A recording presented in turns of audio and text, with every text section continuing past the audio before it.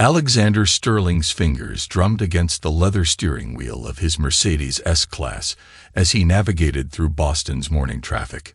His mind was already at the client meeting ahead, a potential $10 million cybersecurity contract that would push Sterling's shield past its competitors in the government sector. At 42, Alex had built his empire through relentless determination and an unflinching approach to business. His phone buzzed with a message from Victoria. "Good luck at the meeting, darling. Emma's debate competition is at 4. Don't forget." He allowed himself a small smile. Victoria had been there since the beginning, when Sterling's shield was nothing but a dream and a laptop in their cramped Somerville apartment. Now they lived in a historic brownstone on Beacon Hill. Their children attended prestigious private schools, and his company was valued at $50 million. The digital display on his dashboard showed perfect timing. The meeting was giving him enough time to review his presentation one final time. He had insisted Dominic stay at the office for this one. His CFO and best friend since their MIT days was brilliant with numbers, but sometimes too cautious in negotiations. Today required Alex's particular brand of aggressive persuasion. "Siri, call Dominic," Alex commanded, switching lanes. "Alex, I was just about to call you." Dominic's voice filled the car. "The Q3 projections you wanted.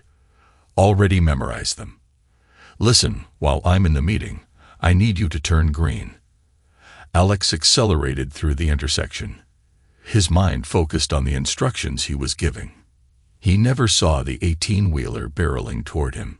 It's the driver's head nodding forward against the steering wheel. The impact came from the driver's side. A horrific screech of metal against metal. Alex's world exploded into a kaleidoscope of shattered glass and twisted steel. The Mercedes spun violently, airbags deploying in a suffocating cloud of white.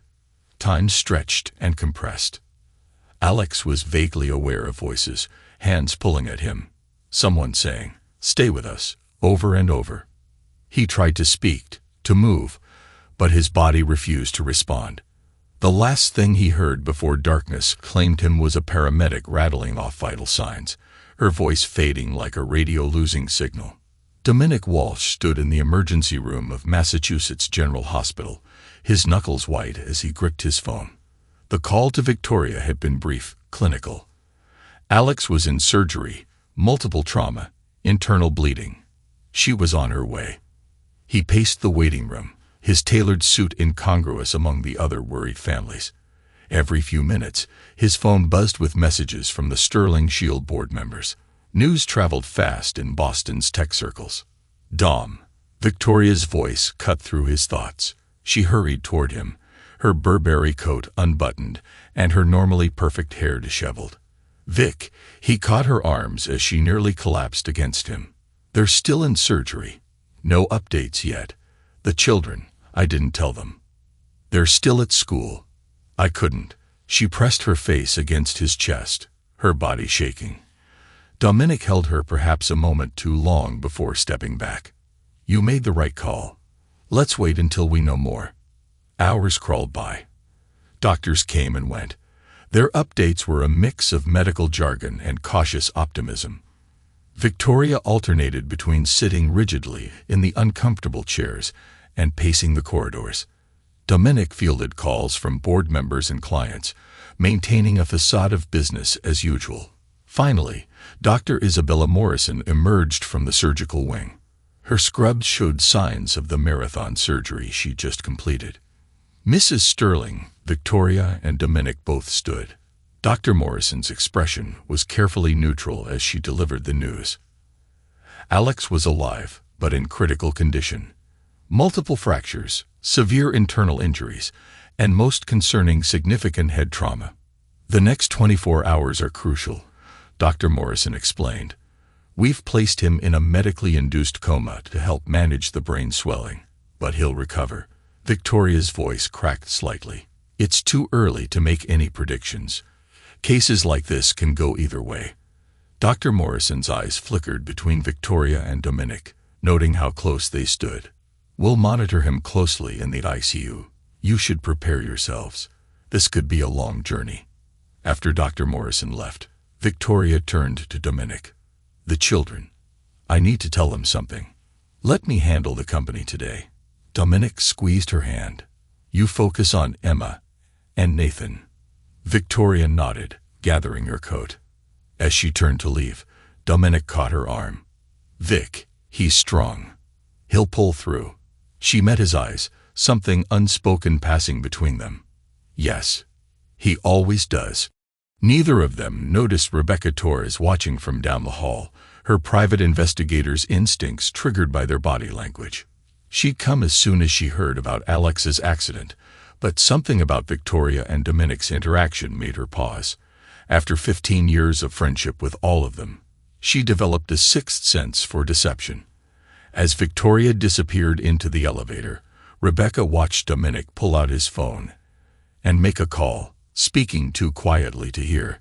His expression was grim, determined. Not the look of a man worried about his best friend's survival. Rebecca pulled out her own phone and made a note. After years of working cases involving infidelity and corporate espionage, she learned to trust her instincts. Something wasn't right, and Alex Sterling deserved to know what it was, if he ever woke up. The steady beep of heart monitors provided a rhythmic backdrop to Victoria Sterling's heels clicking against the hospital floor. 2 weeks had passed since the accident, and Alex remained unresponsive in the ICU.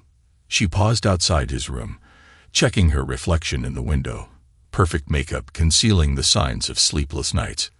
Mrs. Sterling. Dr. Morrison approached, tablet in hand. I was hoping to catch you. There are some promising signs in Alex's latest scans. Victoria's smile didn't quite reach her eyes. That's wonderful news. Though given the circumstances, perhaps we should discuss long-term care options. Long-term care. Dr. Morrison frowned. It's still quite early for that discussion. Many coma patients. Dr. Victoria cut in smoothly. I appreciate your optimism, but we need to be realistic. Alex wouldn't want extraordinary measures taken. He was always very clear about that. Dr. Morrison studied Victoria carefully. I don't see anything in his medical directives about limiting care. In fact, there you are. Dominic Walsh's voice interrupted them as he strode down the hallway. Victoria, we need to discuss the board meeting. Dr. Morrison watched them retreat to the family consultation room, her suspicion growing. She'd been treating patients long enough to recognize when something was off.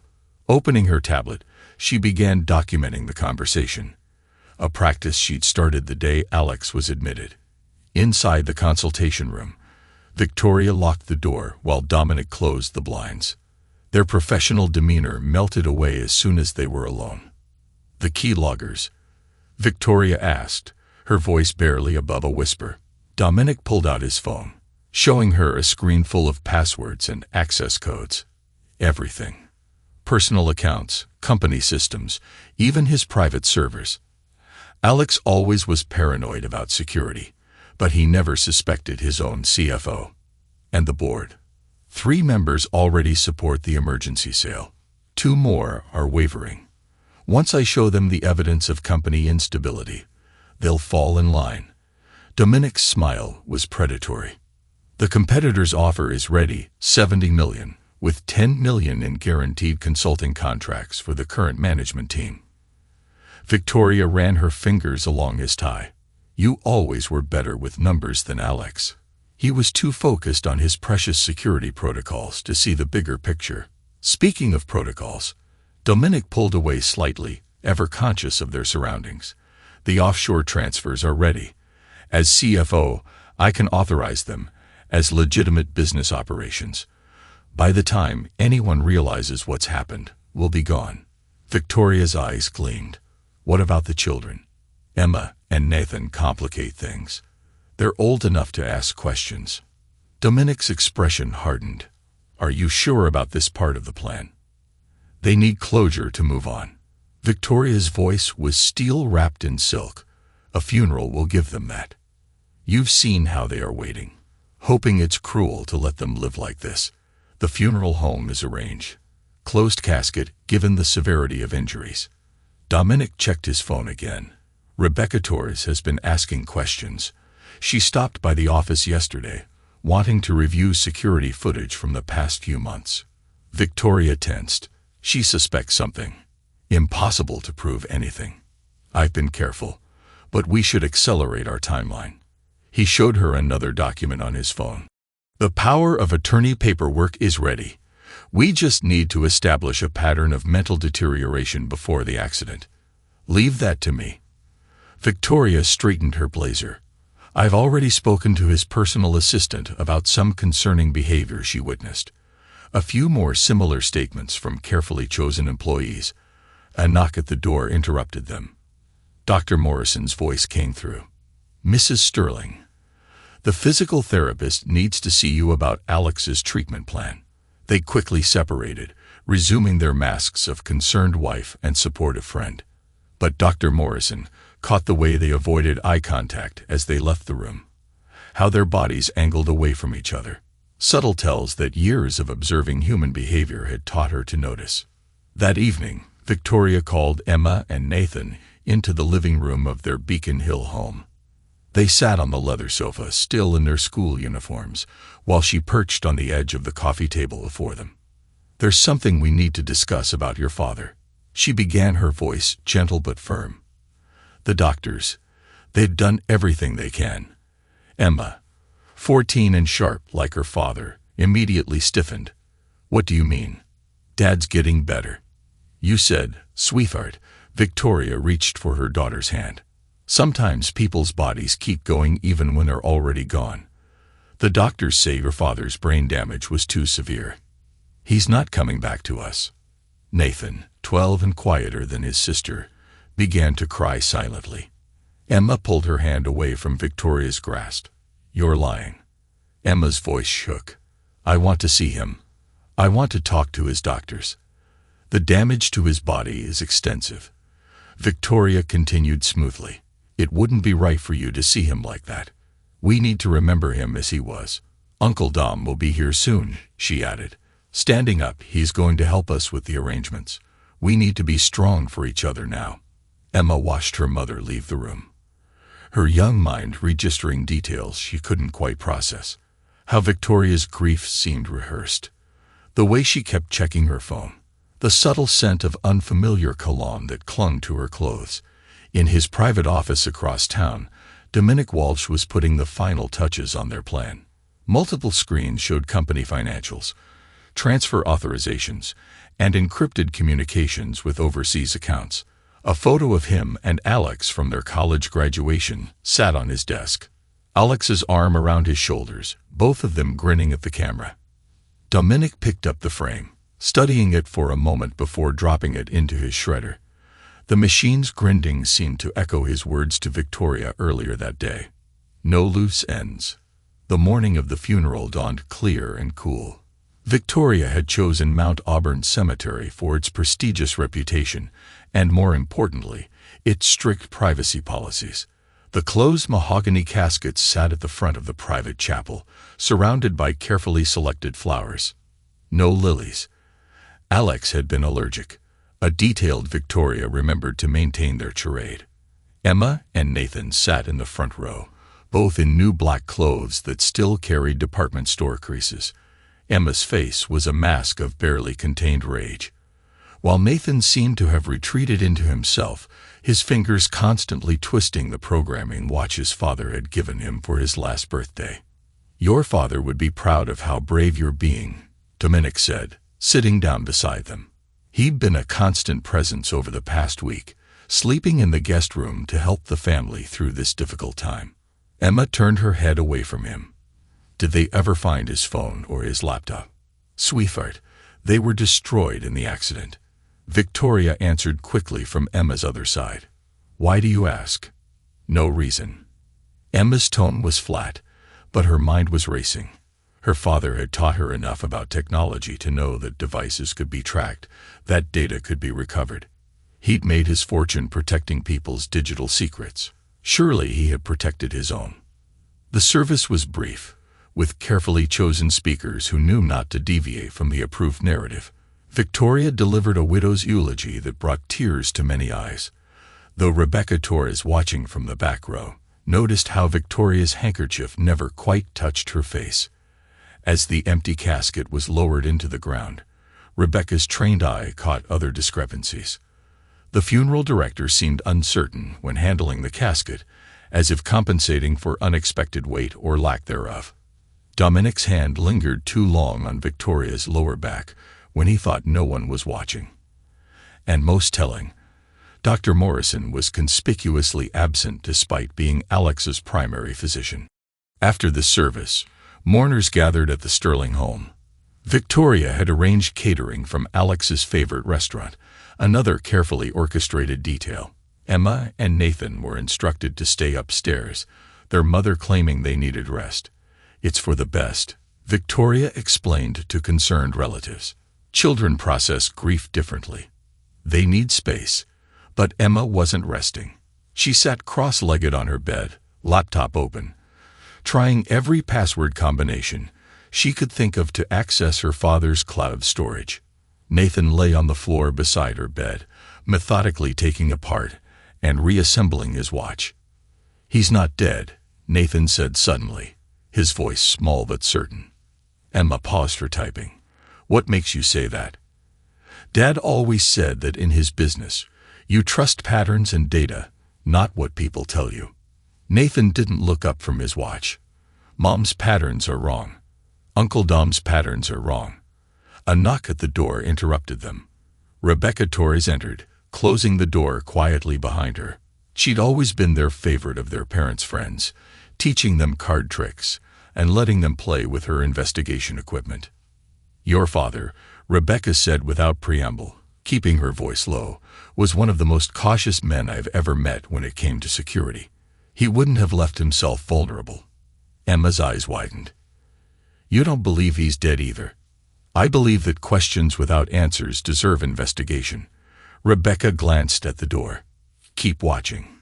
Keep listening. But most importantly, keep pretending." After Rebecca left, Emma opened a new document on her laptop. At the top, she typed questions about Dad's death and began listing every inconsistency she'd noticed.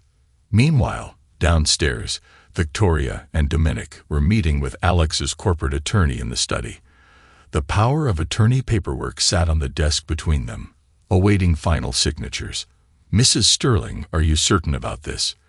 The attorney frowned at the documents. "The timeline seems unusually accelerated. My husband's mental state had been deteriorating for months before the accident." Victoria's voice trembled perfectly. "The board needs strong leadership now. Dominic understands Alex's vision better than anyone. There are several large transactions pending." Dominic added smoothly, "time-sensitive deals that could affect the company's survival. Alex would want us to protect his legacy." As they talked, Dr. Morrison was making her own documentation in her office at Massachusetts General. She carefully noted every conversation, every request about terminating care, every inconsistency in Victoria and Dominic's behavior. Years of medical practice had taught her to trust her instincts about family dynamics, and everything about this situation felt wrong. Her pager buzzed. Alex's night shift nurse needed her. Hurrying to the ICU, she found Nurse James Carter standing over Alex's bed, checking readings on the monitors. "Dr. Morrison," James spoke quietly, "I think you should see this." He played back the last hour's worth of brain activity readings. Dr. Morrison studied the patterns, her breath catching. The readings showed subtle but distinct variations, patterns that suggested potential conscious responses to stimuli. "How long have you been seeing these changes?" she asked James, keeping her voice low despite the private room.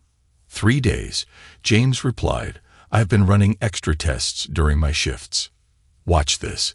He gently touched Alex's hand while checking his vitals. The brain activity readings showed a slight but noticeable spike. "Document everything," Dr. Morrison instructed. "But keep this between us for now. Something about this situation isn't right, and I don't want to alert anyone until we're certain." James nodded, understanding the unspoken concern. He'd been a nurse for 20 years and had developed a sixth sense about family dynamics. Victoria and Dominic's late-night visits, their whispered conversations when they thought no one was around. The way they'd react with barely concealed disappointment to news of Alex's stable condition. It all felt wrong. Later that evening, Victoria returned to the hospital alone. She stood by Alex's bed, her designer purse placed carefully on the visitor's chair. "Oh, Alex," she sighed, but there was no tenderness in her voice, always so strong, so in control. "Did you ever imagine it would end like this? That everything you built would slip right through your fingers?" She checked her phone. A message from Dominic confirmed that the first phase of corporate fund transfers was complete. Another message showed confirmation of the life insurance policy modifications she'd arranged months ago. "The children miss you," she continued, maintaining her act in case anyone was within earshot. "Emma's been asking questions. She's too much like you for her own good. But don't worry. Dominic and I will make sure they're taken care of." In the hallway, Miguel Ramirez, the night security guard, paused during his rounds. Something about Victoria Sterling had always set off his warning instincts.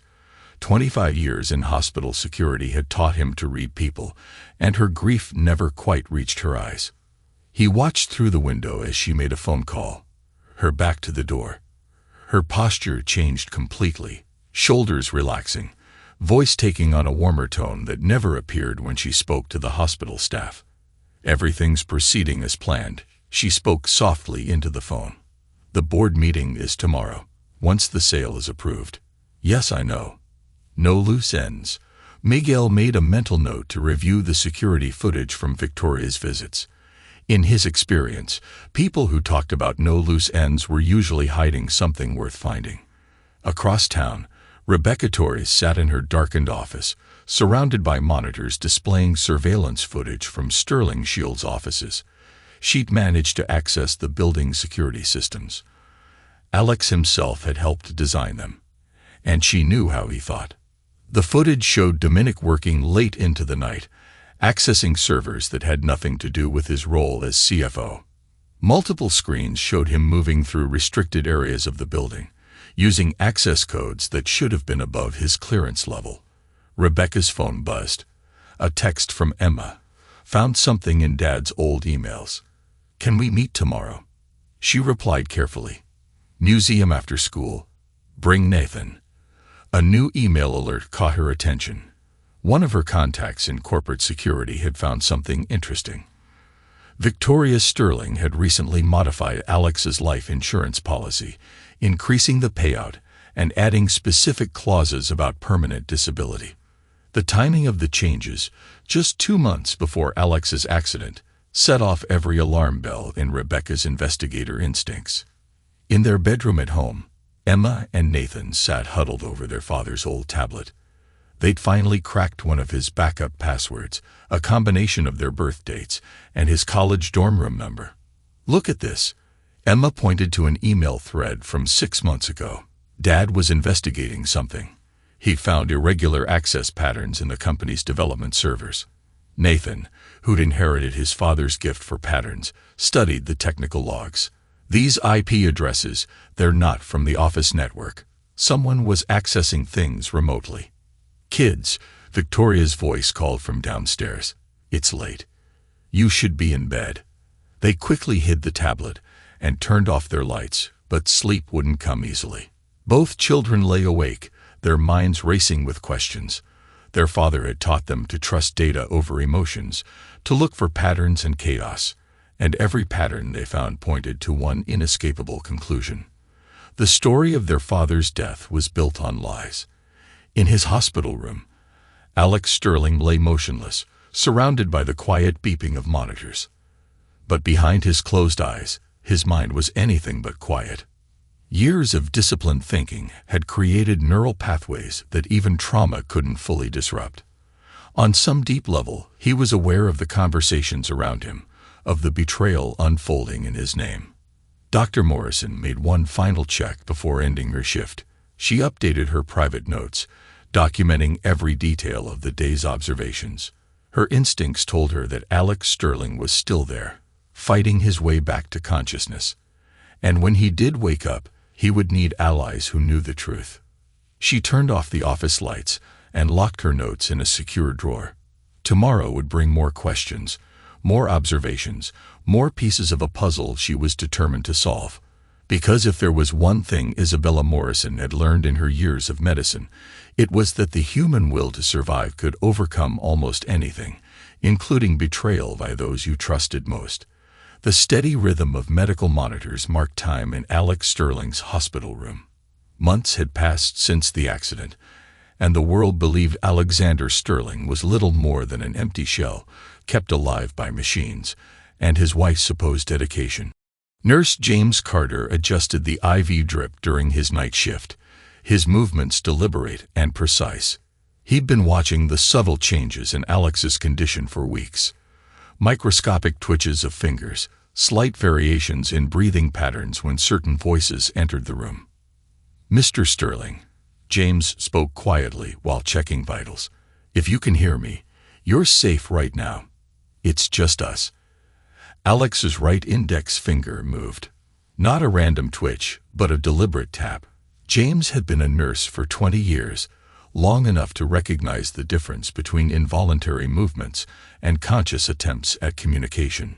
"One tap for yes, two for no," James whispered, keeping his eyes on the monitors. "Are you fully conscious?" A single firm tap. James maintained his professional composure, but his mind raced. He'd suspected this for days, ever since he'd noticed how Alex's heart rate changed whenever Victoria or Dominic entered the room. Not the peaceful reaction of someone hearing loved ones, but the elevated response of prey-sensing predators. "I need to tell Dr. Morrison," James said, making notes in the chart. "She's been protecting you. We've all seen through their act." Another single tap. Over the next few weeks, James and Dr. Morrison worked in careful synchronization during day shifts. Dr. Morrison ran tests that seemed routine, but actually documented Alex's increasing consciousness. At night, James helped Alex with subtle exercises to maintain muscle tone while appearing comatose. "Your wife and Dominic were here earlier," James informed Alex during one night shift. "They were discussing funeral arrangements. Despite your obvious improvements," Alex's jaw clenched a minute movement. But James caught it. He pulled out his phone and played a recording. Victoria's voice filled the quiet room. "The insurance company is getting suspicious about the extended care. We need to move forward with the terminal care discussions." Dominic's response was equally cold. "The company sale is almost complete. Once the Chinese buyers transfer the final payment for the IP rights, we can proceed with the next phase." James watched Alex's face. Even through months of muscle atrophy, he could see the man's expression harden. The monitors showed his heart rate and blood pressure rising. "Easy," James cautioned.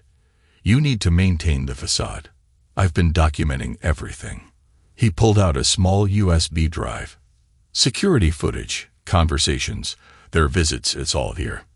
Miguel and security have been helping me compile it." Alex's eyes opened just slightly, fixing James with a stare of pure steel. The nurse had seen many expressions in his years of healthcare, but never such concentrated, controlled fury. During physical therapy sessions, carefully scheduled when Victoria and Dominic were known to be busy, Alex made remarkable progress. Dr. Morrison supervised personally, ensuring no other staff members were present. "Your muscle tone is returning faster than expected," Dr. Morrison noted, helping Alex grip a stress ball. "But we need to be cautious. They've been pushing hard for transfer to a long-term care facility." Alex squeezed the ball with surprising strength. Dr. Morrison checked the corridor before leaning closer. "Rebecca Torres came by last week," she whispered. "She's been investigating independently. Your children, they're asking questions too. Emma especially, she's like you. Sees through the deception." At the mention of his children, Alex's grip tightened until his knuckles whitened. Dr. Morrison watched the monitors spike. "They're safe," she assured him. "But your wife, she's moved Dominic into your house. They're telling everyone he's helping the family cope. The stress ball burst in Alex's grip. Later that night, James helped Alex with more intensive exercises. The patient's recovery was remarkable, a testament to iron will and focused determination. Victoria and Dominic were laughing in the hallway earlier, James said, supporting Alex as he tensed and relaxed his core muscles. I recorded them. They were discussing plans for their new beach house in Cape Cod. Bought with your money, I assume. Alex's eyes opened fully this time. James held up his phone, showing security footage of Victoria and Dominic by the nurse's station, their body language intimate and casual. They looked like a couple celebrating good fortune, not mourners tending to a critically ill loved one. The board approved the company's sale yesterday, James continued, helping Alex sit up slightly. Dominic announced it as an emergency measure to protect shareholder value. The official story is that your condition left the company vulnerable. Alex's hand gripped James's arm with surprising strength. His eyes conveyed what his voice couldn't yet express, a promise of retribution that made the nurse glad he was on the right side of this situation. Through careful observation and gradual testing, James and Dr. Morrison established a secure routine. Alex remained apparently comatose when Victoria or Dominic visited, but worked relentlessly on his recovery during their absence. Dr. Morrison kept detailed records of every suspicious conversation, every inconsistency in Victoria and Dominic's behavior. She documented their push for terminal care despite clear signs of improvement, their attempts to limit access to Alex's medical records, their increasing urgency to transfer him to a facility where they'd have more control. Your wife filed updated power of attorney papers, Dr. Morrison informed Alex during one therapy session. Claims you showed signs of mental deterioration before the accident. But her documentation is thin. We can fight it. Alex managed to whisper, his voice rough from months of disuse. Let them think they're winning. It was the first full sentence he'd spoken since awakening. Dr. Morrison and James exchanged glances, recognizing the dangerous edge in those 4 words. This wasn't a patient focused on recovery. This was a predator gathering strength for the hunt. As weeks passed, Alex's progress accelerated. Working with James during night shifts, he regained enough strength to sit up, to grip objects, to write brief notes. Every movement was calculated, every improvement hidden from his would-be conspirators. James brought news from outside. How Victoria had redecorated the Beacon Hill house, how Dominic had taken over Alex's office at Sterling Shield, how they'd barely maintained a pretense of grief in public anymore. Your daughter Emma, James reported one night. She came by last week when Victoria wasn't here. Stood outside your door for an hour. Security cameras caught her trying to hack the door's keypad. A ghost of a smile crossed Alex's face, the first James had seen. It wasn't a pleasant expression. Through security footage, James had secretly preserved. Alex watched months of betrayal unfold on a tablet screen. Victoria and Dominic's evolution from maintaining appearances to flaunting their relationship. Their discussions with funeral directors, despite his improvement. Their laughter, their triumph, their complete confidence in their plan's success. Alex absorbed every detail, every gesture, every word. His expression remained neutral, but James noticed how the tablet's case cracked under his strengthening grip. My children. Rebecca's been watching them. Gabriel's voice softened slightly. Emma's been investigating on her own. Smart kid. Nathan's withdrawn, but he's been writing code, trying to break into Sterling Shield's backup servers. They suspect something's wrong. A brief nod acknowledged both his children's resilience and the pain of their separation. But Alex had learned in business that emotion without action was wasteful. Every feeling needed to be converted into tactical advantage. Rebecca's latest report arrived encrypted on a secure laptop. Alex read through her findings while Gabriel made calls to his legal contacts. Victoria is trying to adopt the children as a single parent. Rebecca had written claiming your death left them without a father, but Emma's refusing to sign the paperwork. There was more surveillance photos showing Victoria and Dominic growing increasingly careless and public. They'd bought a beach house on Cape Cod with stolen funds. We're planning trips to countries without extradition treaties. They think they've won, Alex said quietly. That's their weakness. Gabriel looked up from his phone.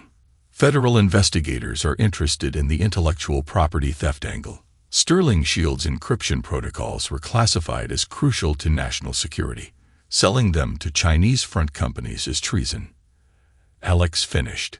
His voice carried no emotion. Just cold certainty. What else did Rebecca find? Gabriel pulled out another file. The board meeting recordings are particularly damning. Dominic fabricated financial reports, presented false evidence of company instability. But he got cocky, didn't clean up his digital trails. Alex moved to the table, each step measured and controlled. Physical therapy had restored his strength, but he maintained the deliberate movement patterns developed during his hospital deception. Every action now was calculated, considered. "Show me the company's server's access logs," he commanded. Rebecca had compiled months of digital evidence. Dominic's login credentials accessing restricted areas. Victoria's personal device connecting to secure servers. Systematic dismantling of security protocols. Alex had personally designed. They used my own systems to destroy what I built. Alex noted, his tone clinical appropriate, that those same systems will now document their crimes. Gabriel spread more photos across the table. Victoria and Dominic at restaurants, social events, barely maintaining the pretense of grief, their timeline of betrayal laid out in high-resolution detail.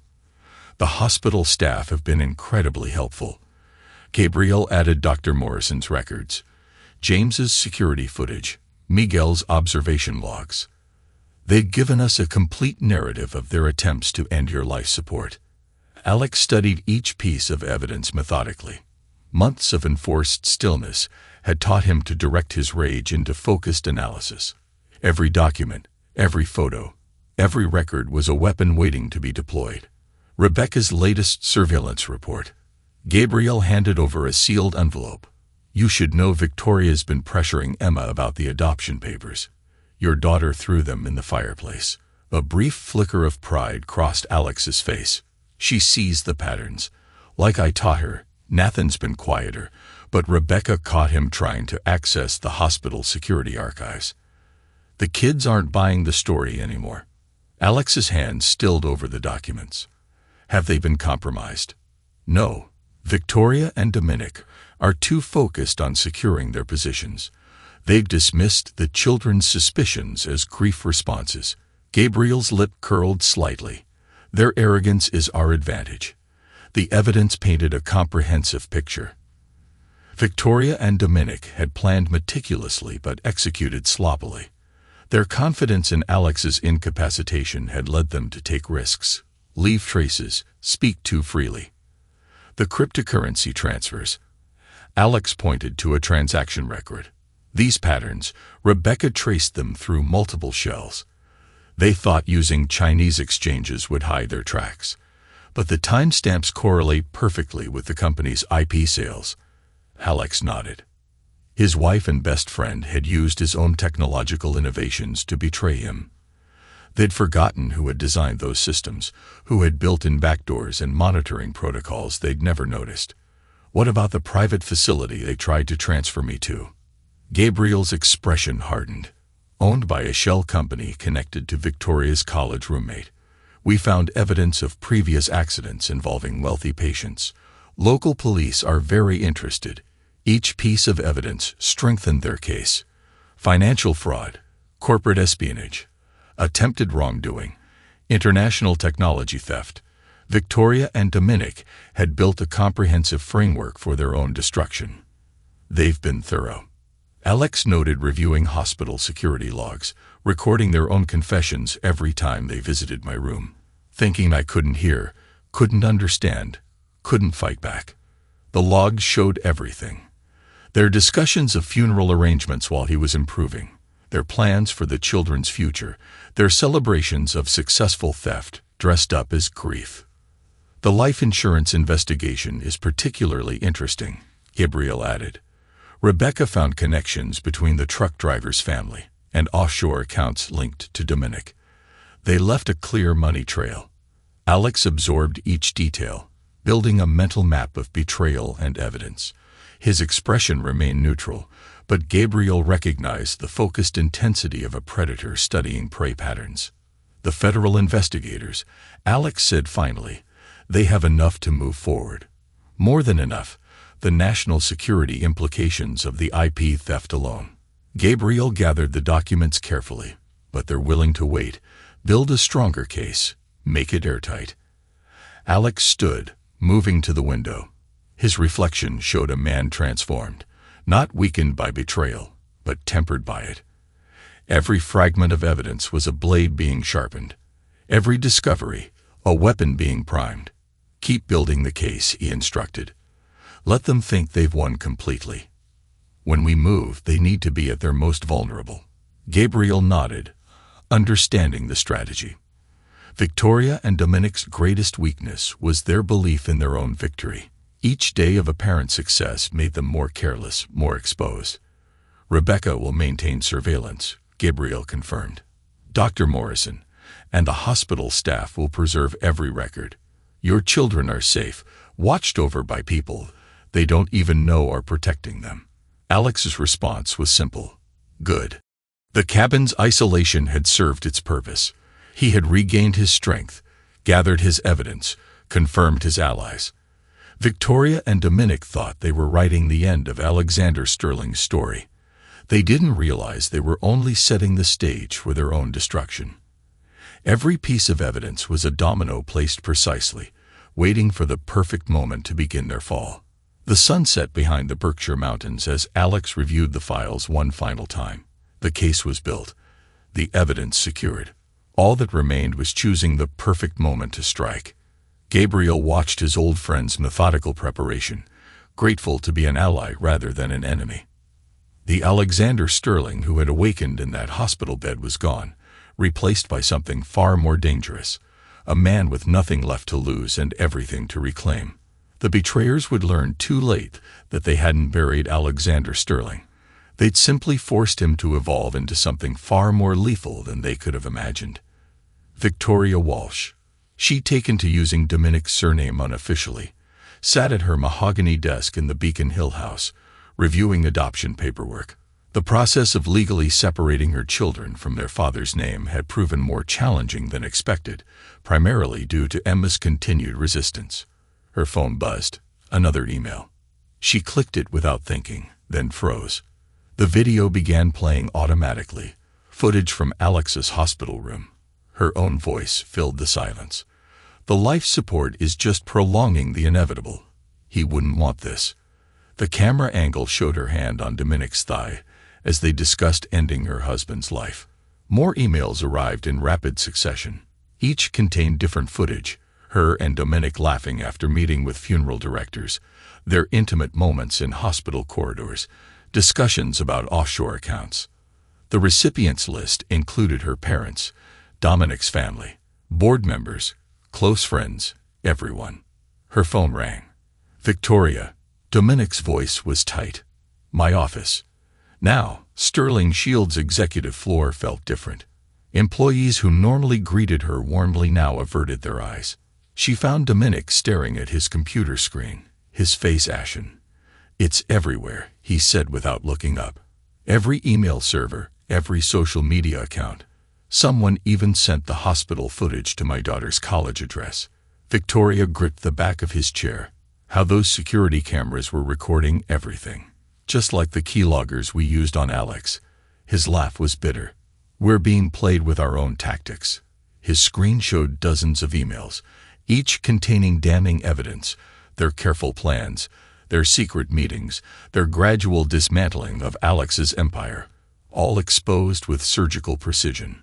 The board is demanding an emergency meeting, Dominic continued. They've received documentation suggesting the company's sale was fraudulent. Victoria's phone buzzed again. This time it was Emma found the videos. Guess you and Uncle Dom were really broken up about Dad. Huh.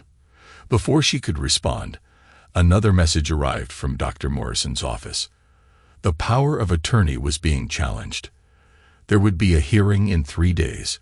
Someone's coordinating this. Dominic paced the office. The timing, the distribution, the targets. This isn't random exposure. This is psychological warfare. Victoria stared at her phone as more notifications arrived. Their carefully constructed narrative was unraveling thread by thread.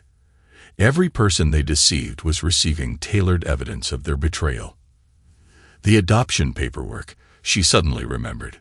If they're challenging the power of attorney, they'll challenge everything. Dominic pulled up their banking app. We need to move the offshore accounts now. But when he tried to access their hidden funds, the account showed pending investigations. Every transaction, every transfer was being scrutinized. Rebecca Torres watched this unfold from her surveillance position across the street. Through high-powered microphones, she recorded their panic, their desperate attempts to contain the damage. Her phone buzzed. A message from Alex. Phase 1 complete. Begin Phase 2. At the Berkshire cabin, Alex sat surrounded by monitors, each showing different aspects of his revenge unfolding. Gabriel Hayes stood beside him, coordinating with legal teams. Dr. Morrison's records have been submitted to the court, Gabriel reported. Her documentation of their attempts to terminate life support despite signs of improvement is devastating. The judge has scheduled an emergency hearing. Alex nodded, his expression unchanging as he watched Victoria and Dominic's world crumble. The children. Emma's already submitted a statement opposing the adoption. Nathan's withdrawn his consent. The family court judge is very interested in why they were told you were dead while you were actually improving. Through careful coordination with Dr. Morrison, Alex had already begun rebuilding his relationship with his children. Private therapy sessions, carefully documented meetings, gradual exposure to the truth, all laying groundwork for what was to come. The board members, falling over themselves to cooperate with investigators. Once they saw evidence of how Victoria and Dominic manipulated company valuations, they realized they were potentially liable. Alex's fingers moved across his keyboard, triggering the next phase of exposures. Employee emails began receiving documentation of Victoria and Dominic's systematic dismantling of company security. Clients learned how their data had been compromised. Shareholders discovered evidence of deliberate devaluation. They'll try to run. Alex noted, watching through surveillance feeds as Victoria and Dominic grew increasingly frantic. Let them think they still have options. Rebecca's next report arrived. Victoria had called her private banker in Geneva. Dominic was researching flights to non-extradition countries. Their panic was making them predictable. In their Beacon Hill home, Emma and Nathan sat in Emma's room, watching the chaos unfold on their devices. The truth about their father, the evidence of betrayal, the carefully preserved hospital footage. It all confirmed what they'd suspected but couldn't prove. He's alive, Emma whispered, replaying a clip of Victoria and Dominic discussing funeral arrangements, while hospital monitors showed improving vital signs. He was alive the whole time. Nathan, who'd been silently coding for months, looked up from his laptop. The IP addresses sending these emails, they're bouncing through our old server protocols. The ones Dad designed. The psychological impact was precisely what Alex had calculated. Every person Victoria and Dominic had deceived was now an active participant in their downfall. Their social circles, their professional networks, their own families, all turned against them by the weight of evidence. Dr. Morrison arrived at court with boxes of documentation. Every conversation, every suspicious request, every attempt to transfer Alex despite improvement, all meticulously recorded and witnessed. The power of attorney was obtained through fraud, she testified. They deliberately misrepresented his condition to gain control of his assets, while actively working to end his life support. The judge's reaction was swift. Victoria's power of attorney was immediately suspended pending criminal investigation. Emergency custody of the children was temporarily awarded to their maternal grandparents, who had just received video evidence of their daughter discussing ways to terminate their son-in-law's life support. In their office at Sterling Shield, Victoria and Dominic watched their carefully constructed world dissolve. Board members resigned to avoid liability. Clients terminated contracts. Banks froze accounts pending fraud investigations. "Someone knows everything," Dominic muttered, trying another offshore account only to find it locked. "Someone's been watching us from the beginning." Victoria stared at her phone, now flooding with messages from people she called friends. The hospital footage was particularly damaging. Her lack of grief, her intimate moments with Dominic, her aggressive attempts to end Alex's care despite his improvement. "The children," she said suddenly. "We need to secure the children before." But Emma and Nathan were already gone, safely ensconced with their grandparents under court order. Their devices contained copies of every damning piece of evidence, every betrayal, every lie. Alex watched through surveillance feeds as his wife and best friend's lives imploded. Each revelation was precisely timed, each exposure calculated for maximum impact. This wasn't just revenge, it was decimation. The psychological warfare he'd unleash was more effective than any direct confrontation. Victoria and Dominic's own actions, caught on camera and preserved in digital records, were destroying them more thoroughly than any accusation could. Gabriel's phone buzzed with updates from various courts. "The judges have seen enough. Criminal investigations are opening. They'll be lucky to avoid prison." Alex's expression remained neutral, but his eyes held the cold satisfaction of a predator watching prey exhaust themselves. They haven't begun to understand their luck yet. The Sterling Shield boardroom buzzed with tension as federal investigators laid out their evidence. Dominic sat at the head of the table, a position he'd stolen from Alex, watching years of careful planning crumble under the weight of documented fraud. The intellectual property sale to Chinese entities violated national security protocols, the lead investigator stated, sliding documents across the polished table. The cryptocurrency transactions attempting to hide the proceeds have been traced. Victoria, seated beside Dominic, maintained her composed facade, but her fingers trembled as she reviewed the evidence. Complete blockchain records showing how they'd attempted to hide millions through digital currencies. "We have documentation of systematic corporate espionage," another agent continued. "Unauthorized access to classified systems, deliberate compromise of security protocols, sale of protected technologies to foreign competitors." The board members, already distancing themselves from the scandal, watched in silent horror as the scope of liability became clear. Their hasty approval of the emergency sale had exposed them to potential criminal charges. Rebecca Torres observed from her position as a consultant to the investigation. Her surveillance over the past months had laid the groundwork for this moment. Every transaction, every meeting, every attempt to hide their theft, all meticulously documented and now being presented with devastating effect. Dominic attempted damage control. These transactions were approved through proper channels. Channels you accessed using fraudulent power of attorney. The investigator cut in. "We have evidence of systematic manipulation of Mr. Sterling's authentication protocols before his accident." The evidence was overwhelming. Keylogger logs showing how they'd stolen Alex's credentials. Server access records documenting the gradual theft of company assets. Offshore account transfers timed to coincide with fabricated board approvals. Victoria's phone buzzed, her private banker in Geneva informing her that all accounts were frozen pending international investigation. The millions they'd hidden through cryptocurrency transactions were being systematically traced and seized. "The life insurance investigation is particularly interesting," an investigator noted, opening another file. "Multiple policies taken out months before Mr. Sterling's accident, with specific riders for permanent disability or death." The boardroom grew colder as more evidence emerged. Documentation of meetings with the truck driver's family. Phone records showing calls to mechanics who'd worked on the brake lines. Financial transfers that painted a picture of premeditated wrongdoing. In his secure location, Alex coordinated with Gabriel's legal team. Each piece of evidence had been carefully preserved, each revelation timed for maximum impact. The federal investigation was merely one prong of his systematic destruction of their financial empire. The insurance companies have launched their own fraud investigations, Gabriel reported.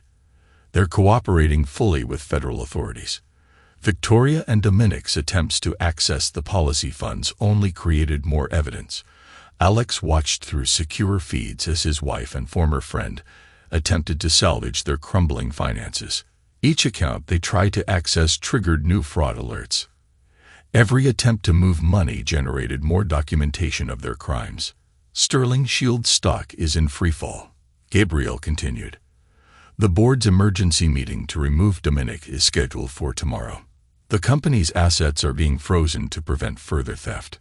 Victoria and Dominic's desperation grew as their options disappeared. Their attempts to access hidden funds only led investigators to more accounts. "We're trying to liquidate personal assets," Rebecca reported via secure channel. But the forensic accountants are flagging everything. Even their legitimate accounts are being scrutinized. The financial destruction was total. Properties bought with stolen funds were seized. Investment accounts were frozen. Credit cards were canceled as evidence of fraud mounted. In their Beacon Hill home, purchased with Alex's money, Victoria and Dominic faced the reality of their situation. Their phones buzzed constantly with notifications of frozen accounts, pending investigations, and asset seizures. How did they trace everything? Dominic demanded, attempting another cryptocurrency transfer only to find the wallet locked. These accounts were supposed to be untraceable. Victoria stared at her bank statements, watching their stolen fortune disappear into frozen accounts and legal holds. "Someone knew our plans. Someone's been 10 steps ahead this whole time." The federal investigation expanded hourly. International financial authorities cooperated to track every hidden account, every attempt to transfer. The evidence trail Victoria and Dominic had created in their overconfidence now led directly to proof of their crimes. Alex's revenge was methodical, comprehensive, and completely legal. He wasn't just taking back what they'd stolen. He was ensuring they'd never have the resources to recover. "The Chinese buyers are being investigated for industrial espionage," Gabriel reported. "They're already offering to cooperate in exchange for leniency. Everyone involved is scrambling to save themselves." The financial destruction wasn't merely about money. Each revelation destroyed Victoria and Dominic's credibility, their social standing, their ability to find allies. Their wealth had bought them influence. Now its loss left them isolated. Rebecca's surveillance captured their growing panic. Victoria attempting to access emergency funds only to find accounts frozen. Dominic discovering his trading accounts suspended pending fraud investigation. Their desperate calls to lawyers who suddenly wouldn't represent them. The life insurance investigation proved particularly damaging. Companies don't look kindly on policies taken out just before suspicious accidents. Victoria's aggressive attempts to claim benefits while Alex was improving in the hospital created a clear pattern of fraud. "They're completely exposed," Gabriel summarized. "Every financial move they make creates more evidence. Every attempt to access hidden funds proves criminal intent." Alex nodded, watching through secure feeds as his betrayer's financial empire crumbled. Let them feel what it's like to lose everything they thought was secure. The federal investigation moved with surprising speed, aided by the mountain of evidence Alex's team had compiled. Bank records, blockchain transactions, board meeting minutes, altered documents, all combining to create an irrefutable case. Victoria and Dominic's attempts to protect themselves only made things worse. Their panic financial moves created new evidence trails. Their desperate attempts to access hidden funds led investigators to more accounts. "The company sale is being unwound," Gabriel reported. "The board is cooperating fully, trying to avoid personal liability. The Chinese buyers are facing their own investigations." Alex's expression remained impassive as he monitored the destruction of his betrayer's financial world. This wasn't just revenge. It was annihilation of everything they'd stolen, everything they tried to build on the ruins of his life. The federal investigators worked methodically through the evidence, each discovery leading to new charges. Corporate espionage, wire fraud, attempted wrongdoing for insurance fraud. The list grew daily. Victoria and Dominic's world contracted as their resources disappeared. Property seized, accounts frozen, assets tied up in criminal investigations. They tried to bury Alexander Sterling. Instead, they dug their own graves. The message about the Cape Cod Beach House break-in reached Victoria and Dominic as they sat in their lawyer's office, reviewing the mounting evidence against them. Miguel Ramirez, the hospital security guard they barely remembered, called to report suspicious activity at their recently purchased property. This is our chance, Dominic decided, desperate for any distraction from their crumbling world. We can secure emergency funds I stored there. Enough to get us out of the country. They drove separately to maintain appearances, their phones buzzing constantly with notifications of new financial seizures, new investigations, new betrayals by former allies. The beach house represented their last hope. Emergency cash and documents hidden for exactly this type of crisis. The house stood dark against the evening sky. Victoria parked her Mercedes, one of the few assets not yet seized, in the circular driveway. Dominic arrived moments later, his expression tense. The security systems disabled, he noted, using his key to enter. The house was silent, but something felt wrong. The air held tension they couldn't identify.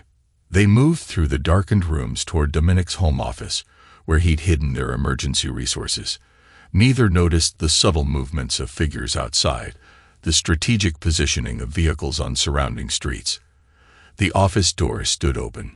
A lamp cast dim light over a familiar figure seated in Dominic's custom leather chair. "Hello, Victoria." "Dominic." Alex Sterling's voice carried no emotion. "Please come in. We have so much to discuss." Victoria's gasp caught in her throat. Dominic reached for a weapon that wasn't there. Alex remained seated, his posture relaxed, but his eyes held the cold focus of a predator. "Impossible," Victoria whispered. "You were comatose. Dead? Amazing what people can accomplish when everyone underestimates them." Alex's tone remained conversational. "Though I must thank you both. Your overconfidence made everything so much easier." Dominic found his voice. The hospital records were carefully maintained by Dr. Morrison, who documented every suspicious request you made, every attempt to end life support despite signs of improvement, every conversation about funeral arrangements while I was conscious and recovering. The magnitude of their miscalculation began to dawn. Every step they'd taken, every plan they'd made, had been observed and documented. "The company sale." Dominic's voice cracked slightly. "Being unwound as we speak. The board is quite cooperative now that they've seen evidence of your fraud. The Chinese buyers are facing their own investigations. Amazing how quickly loyalty shifts when federal charges loom." Victoria took a step forward. "Our children are no longer your concern." Alex's voice carried an edge that made her step back. "Though I'm curious, when exactly did you decide to tell them their father was dead? Before or after you moved your lover into my house?" Movement in the doorway drew their attention. Emma and Nathan stepped into the room, their expressions a mixture of anger and vindication. Victoria stumbled back while Dominic went pale. "Emma." "Nathan." Victoria reached toward them, but they moved closer to Alex. "You don't understand. We understand everything." Emma cut in. Her voice was steel, so like her father's. "We've seen the videos, the hospital footage, every conversation about killing Dad while he was getting better." Nathan's voice was quieter, but no less devastating. "You made us attend a funeral, an empty casket, while Dad was alive." Alex remained seated, watching his children deliver their own form of justice. They'd spent months in therapy processing the betrayal, understanding the magnitude of what their mother had done. Their presence here wasn't just for dramatic effect. It was closure. "The FBI has some questions," Alex noted casually. His agents began filing into the room about life insurance fraud, attempted wrongdoing, corporate espionage, international technology theft. The list is quite extensive. Victoria spun toward the door, but federal agents already blocked every exit.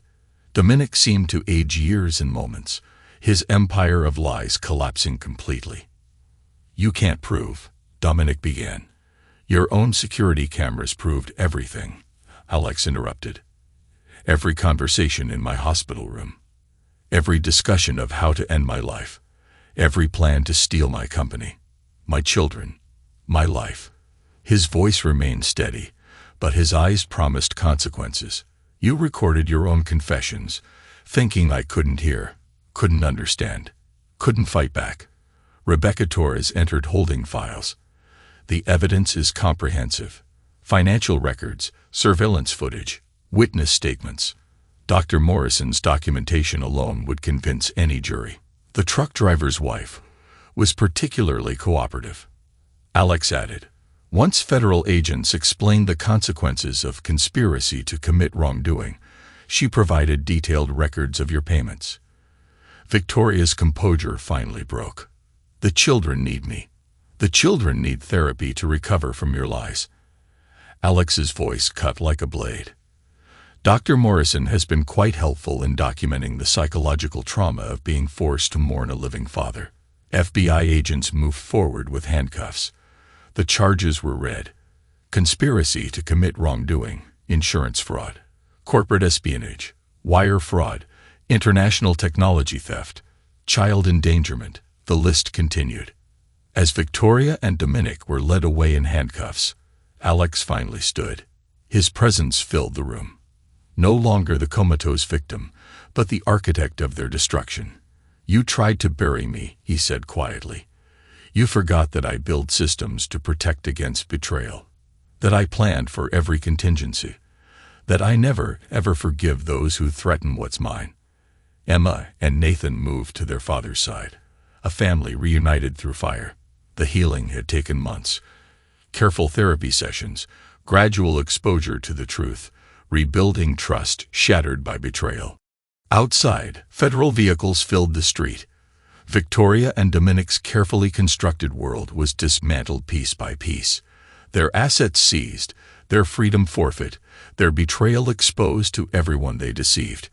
Rebecca approached Alex as the agents departed with their prisoners. Years of friendship had evolved into something deeper through their shared mission of justice. "Sterling Shield's intellectual property is being recovered," she reported. "The company will rebuild stronger than before." Alex nodded, one arm around each of his children. "They thought they could steal my life," he said quietly. "Instead, they just helped me create a better one." Dr. Morrison, James, and Miguel arrived to witness the final act of justice. Their loyalty during Alex's darkest hours had been rewarded with positions that utilized their protective instincts and attention to detail. Gabriel Hayes arrived last, bringing files from his latest court appearance. He'd become Sterling Shield's chief legal counsel, his ruthless approach to corporate law matching Alex's own unforgiving nature. The evidence they'd gathered still proved useful in preventing appeals and maintaining pressure on the conspirators. The Chinese executives who tried to buy our stolen technology.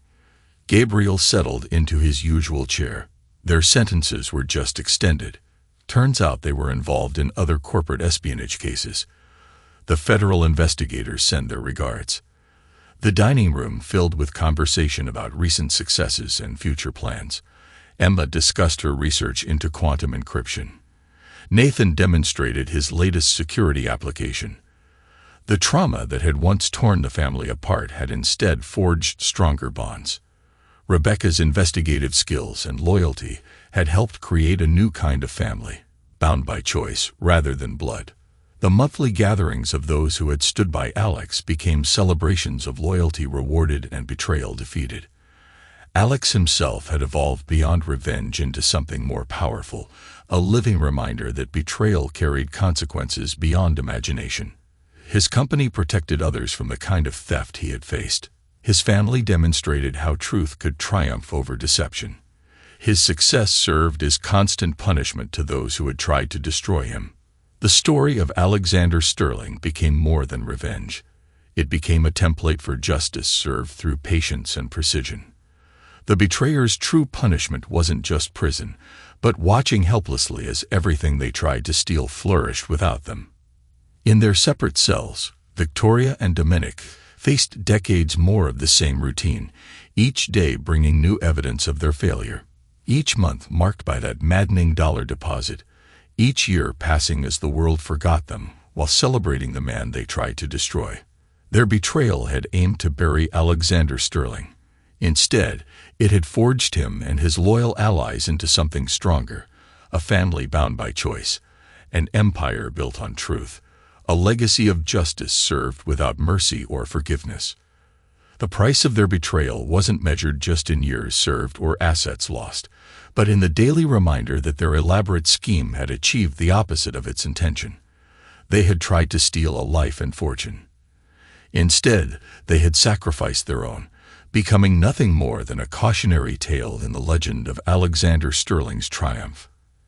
Every month, as that single dollar appeared in their commissary accounts, they remembered anew the fundamental lesson of their failure.